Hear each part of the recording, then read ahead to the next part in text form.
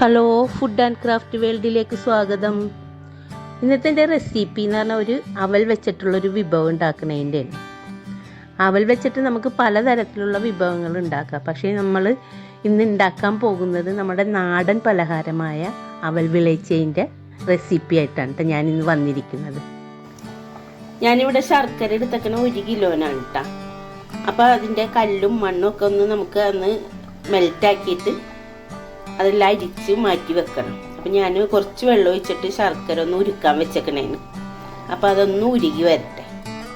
നമ്മുടെ ശർക്കരയൊക്കെ ഉരുക്കി മാറ്റി വെച്ചിട്ടുണ്ട്. ഞാൻ ഒരു ചരുവന് അടുപ്പത്ത് വെച്ചിട്ട് ഒരു പാൻ അടുപ്പത്ത് വെച്ചിട്ട് അതിനകത്തേക്ക് ഞാനിവിടെ ഒരു 3/4 കിലോ അവലാണ് ഇട്ട് കൊടുക്കുന്നത്.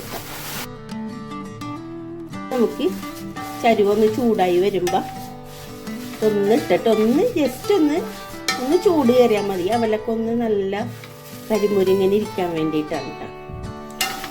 ഒന്ന് ചൂട് കയറ്റിയിട്ട് എടുക്കാൻ പറ്റും. അപ്പം വിളയിക്കുമ്പോൾ നല്ല ഒരു കഴിക്കാൻ നല്ലൊരു രസമായിരിക്കും. അല്ലെങ്കിൽ തണുത്ത പോലെ ഇരിക്കും. അപ്പം ഇതാവുമ്പോൾ നല്ല ക്രിസ്പി ആയിട്ടിരിക്കും. ചൂട് കയറിയപ്പോൾ തന്നെ അവല് കണ്ട നല്ലൊരു ക്രിസ്പി ആയിട്ടുണ്ട്. അപ്പം നമുക്കിതൊന്ന് മാറ്റി വെക്കാം. ഇതൊരു വേറൊരു പാത്രത്തിലോട്ട് മാറ്റി വെക്കാം, ഒന്ന് ചൂടാറും. നമുക്ക് ഈ പാൻ തന്നെ അടുപ്പത്തോട്ട് വെക്കാം. ഞാൻ അവലൊക്കെ മാറ്റി ആ പാനിൽ തന്നെ നമുക്ക് ഉരുക്കി വെച്ച കല്ലും മണ്ണും ഒക്കെ കളഞ്ഞ ശർക്കര ഉരുക്കി വെച്ചിട്ടുണ്ടായിരുന്നു, അത് ഒഴിച്ചു കൊടുക്കാം.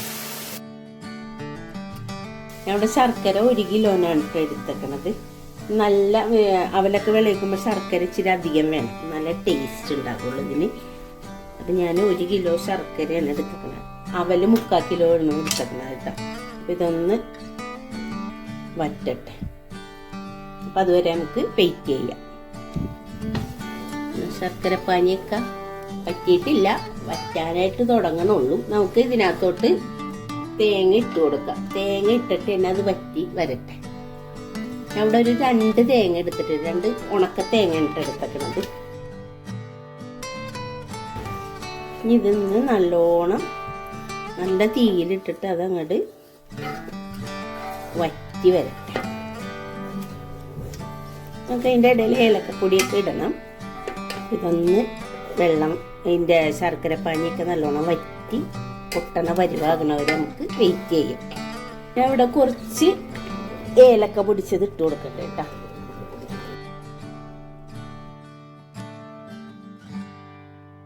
നമ്മുടെ ശർക്കര എല്ലാം നല്ലോണം വറ്റി തുടങ്ങിയിട്ടുണ്ട്. തേങ്ങ ശർക്കരൻ്റെ ഒക്കെ നല്ലോണം വറ്റി ഒന്ന് ഒട്ടണ പരുവാകണം. ശർക്കരയും തേങ്ങയൊക്കെ നല്ലതുപോലെ വിളയിച്ചെടുത്തിട്ടുണ്ട്. ഒട്ടണ പരുവാകണം.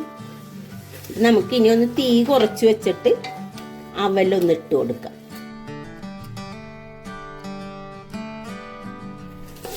തീ കുറച്ച് വെച്ചിട്ട് വേണം കേട്ടോ ഇത് ഇടാനായിട്ട്, അല്ലെങ്കിൽ അവലും കൂടെ വെന്തു പോകും.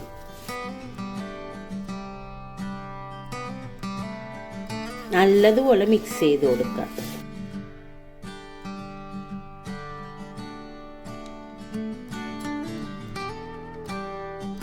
നല്ലതുപോലെ മിക്സ് ചെയ്തിട്ടുണ്ട്. നമുക്കിതൊന്ന് ഇറക്കി വെക്കാം. ഞാനൊരു ചീനച്ചട്ടി അടുപ്പത്ത് വെച്ചിട്ടുണ്ട്. അതിനകത്തേക്ക് നമുക്ക് RKG ഒഴിച്ചു കൊടുക്കാം. 2 ടേബിൾ സ്പൂണോളം RKG ഇട്ട് കൊടുക്കാം. അതൊന്ന് ചൂടായി വരുമ്പോൾ നമുക്ക് ഇതിനകത്തേക്ക് ഞാൻ കുറച്ച് തേങ്ങ ചെറുതായി കട്ട് ചെയ്തതാണ് അതിട്ട് കൊടുക്കുന്നുണ്ട്. ഇതൊന്ന് കളറൊന്ന് മാറി വരുമ്പോൾ ഒരു ബ്രൗൺ കളറായി വരുമ്പോൾ നമുക്കിതൊന്ന് കോരിയെടുക്കാം.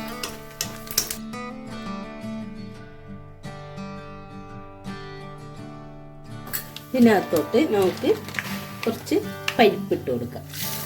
നമ്മൾ കറിയൊക്കെ വെക്കണ പരിപ്പില്ലേ, പരിപ്പാണ്.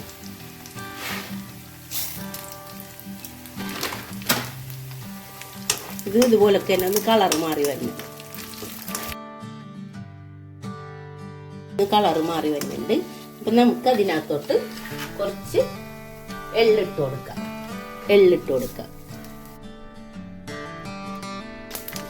എള്ളൊന്ന് പൊട്ടി വരട്ടെ.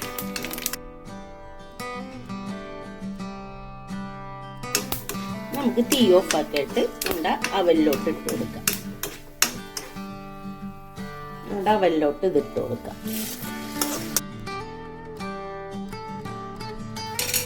നമ്മുടെ തേങ്ങ ഇത് ഇട്ട് കൊടുക്കും.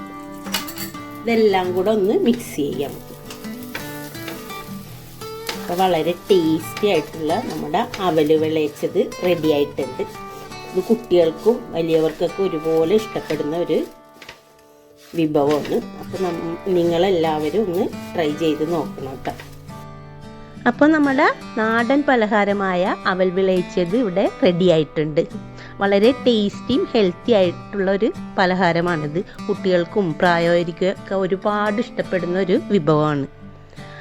അപ്പം നമ്മുടെ വീഡിയോ കണ്ട് ഇഷ്ടപ്പെട്ടാൽ ലൈക്ക് ചെയ്യാനും ഷെയർ ചെയ്യാനും സബ്സ്ക്രൈബ് ചെയ്യാനും മറക്കരുത് കേട്ടോ. ഇനി അടുത്ത വീഡിയോയുമായിട്ട് വീണ്ടും കാണാം.